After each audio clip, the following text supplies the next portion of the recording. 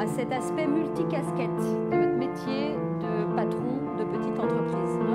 Aujourd'hui, vraiment, de créateur d'entreprise, vous êtes passé à chef d'entreprise. C'est quoi le métier de chef d'entreprise? Qu'est-ce qu'il faut que vous fassiez dans la journée? On va tout lister, vous me dites en vrac ce à quoi vous pensez. À résoudre les problèmes. Alors, c'est dans quel domaine qu'il y a le plus de problèmes pour vous? Le transport, clients. Les clients, la facturation, ouais.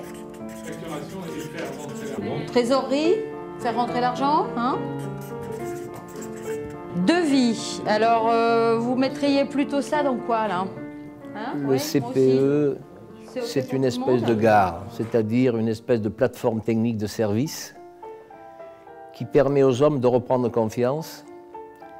Et ce qu'il a peut-être de particulier, c'est d'essayer de faire en sorte que, à un moment donné, la route qui a été prise, eh bien, puisse être changée, déviée vers un autre objectif. Bien, en définitive, le CPE, dans tout ça, qui est un simple outil, doit apporter à chacun la possibilité de prendre notre chemin. Je crois que c'est ça qui est important. La partie n'est pas complètement jouée, il faut encore en être convaincu soi-même. Le statut juridique, voilà une question qu'on nous pose, que vous vous êtes posé et qu'on nous pose à nous comptables. Est-ce que je crée une SARL? Est-ce que je me mets en entreprise individuelle?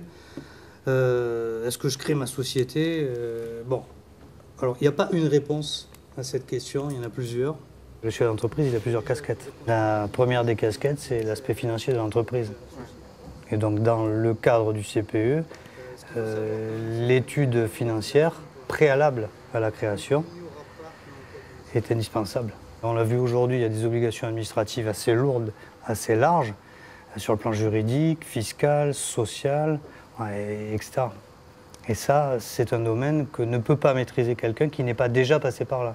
Donc on essaye, nous, d'aborder ces thèmes au sens large. Quand on passe par ces étapes, on se rend compte vraiment des difficultés que peuvent rencontrer ces personnes-là dans la vie de l'entreprise. Ce que nous pouvons apporter, ce n'est pas une formation théorique, c'est un certain nombre d'expériences, de compétences qui ont déjà été réalisées par des hommes et des femmes dans divers métiers, dans diverses responsabilités, de façon à ce que, pour ceux qui n'ont pas encore exercé une responsabilité d'entrepreneur, ils puissent tenir compte d'un certain nombre de règles basiques qui sont les règles du bon entrepreneur.